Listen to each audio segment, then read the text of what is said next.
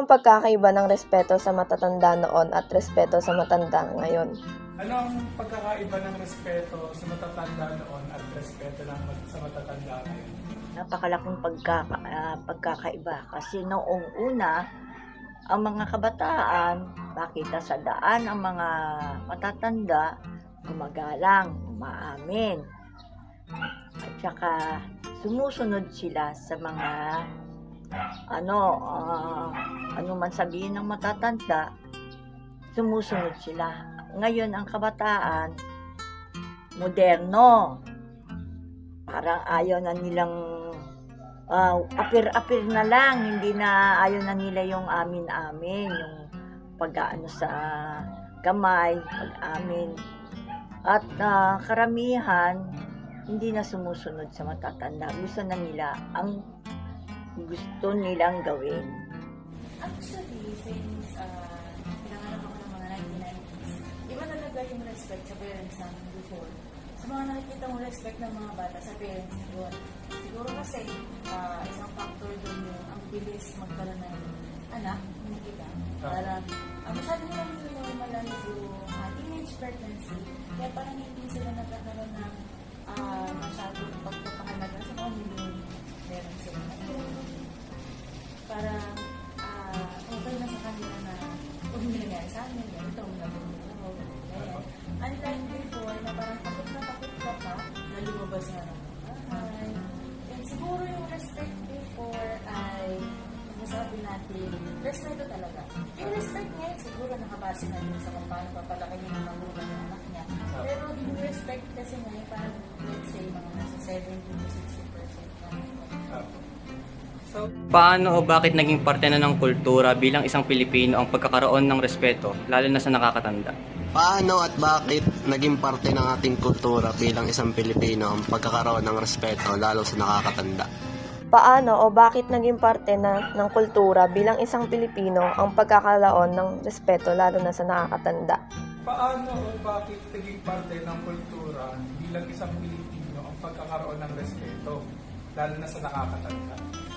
Kasi naman talaga sa Pilipinas, yan talaga yung pinakaparang ugali talaga natin na pinagmamalaki dati sa yung mga ugali natin dati. Yan yung pinagmamalaki natin kasi alam natin yung mga Pilipino talagang magagalang yan, marespeto sa mga matatanda yan noon. Kaya masasabi mo na yung mga kabataan noon, mga tao, dating mga pinanganak noon, masasabi mo talagang may mga takot sila at saka respeto sa mga magulang.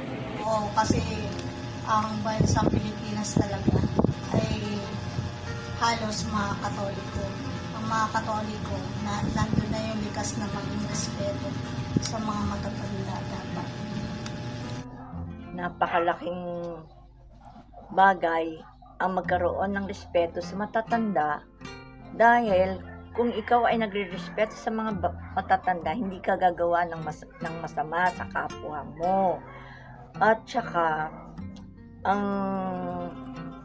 ang pagrespeto sa matanda ay malaking bagay na naibabahagi sa ating kultura dahil as Pilipino, ang ating kultura ay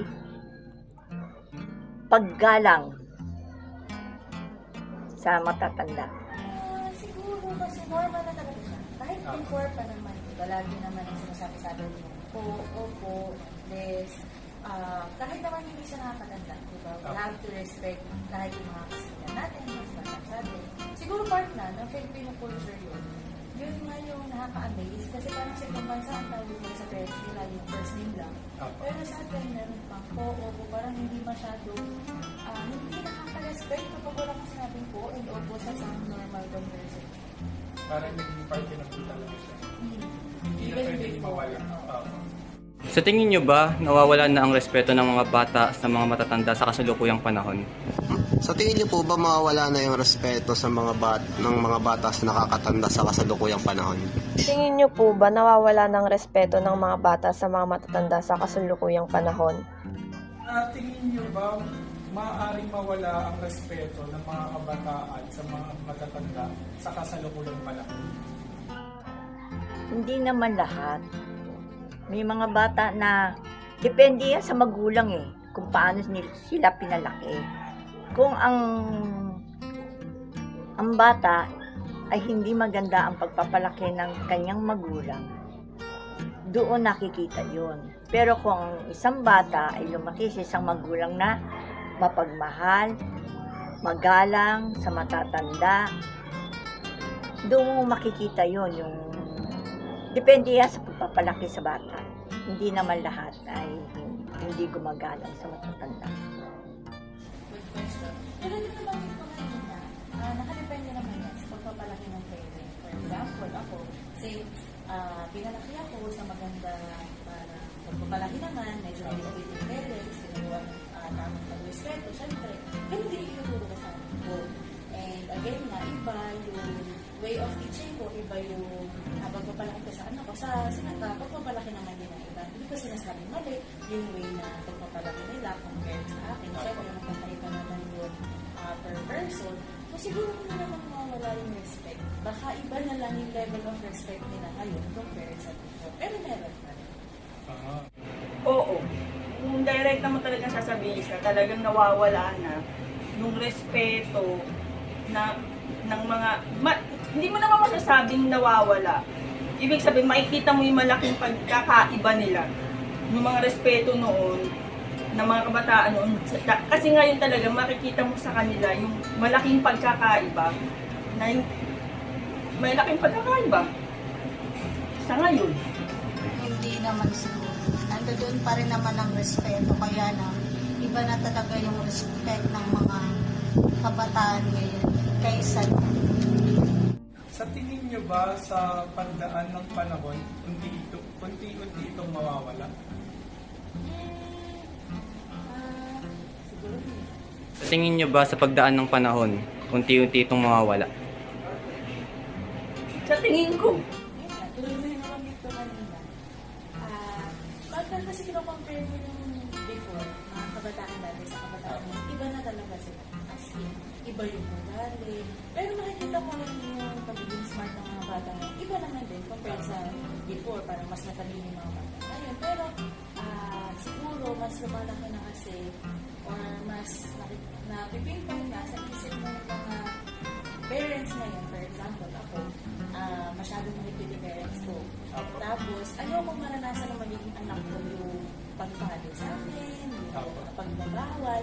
Siguro parang doon lang mag-value yung respect kasi parang sa akin, yung respect para sa akin is magpo at opo lang yung anak ko, pero yung respect lang pag sinabi sa parents ko before, yung bawal ka talaga sumagot, bawal ka lang listen out. Siguro again, like I said earlier, hindi naman sa mawawala. Baka nakabari na lang talaga siya kung paano natin tingnan yung respect na sa akin. Thank you po. pag hindi natin tinuruan yung mga anak natin na rumuspeto ng tama, kasi na ngayon, sa tingin ko sa akin, pananaw, minsan, yung mga magulang pa ang takot sa mga anak nila. Parang sila pa yung sumusunod sa mga anak nila ngayon. Kaya dapat gawin natin, ibalik natin yung dating nakagisnan natin, yung ibalik natin kung paano sila, turuan natin sila paano rumuspeto, ganun. Ibalik natin yung dating nakasanayan na kailangan yung mga bata marunong rumuspeto, hindi sumasagot sa magulang, turuan ulit gumamit ng po at opo, kasi yan yung mga nawawala ngayon sa mga kabataan, sa mga bata. Ang huling tanong, ano ang mensahe ninyo para sa mga bata na makakapanood sa video na to? Pangulo pong question. Ano po mensahe nyo po sa mga kapanood ng video na to, lalo po sa mga kabataan? Ano ang mensahe nyo para sa mga bata na makakapanood nito? Last question naman po, ano ang mensahe ninyo sa mga kabataan na makakapanood sa video na to? Ang magiging ko ng mensahe ko, sana lumaki sila ng may respeto sa magulang, gumamit ulit sila kung ano yung mga dapat na gamitin para masasabi mong maging magalang sila sa mga magulang na kahit sa mga nakakatanda sa kanila, kasi kahit ano sabihin mo, diyan nakikita yung ugali, Diyan nagsisimula kung anong klaseng magkakaroon ka ng pagkatao. Kayong rumispeto sa mga matatanda kasi ang pagrespeto kasama na din yung pagmamahal. Ang mensahe ko sa mga batang nakakapanood nito, sana gumalang kayo sa nakakatanda. Kung alam ninyo iyon ay ikabubuti ng inyong buhay, sumunod kayo. Kasi karamihan sa matatanda ay ang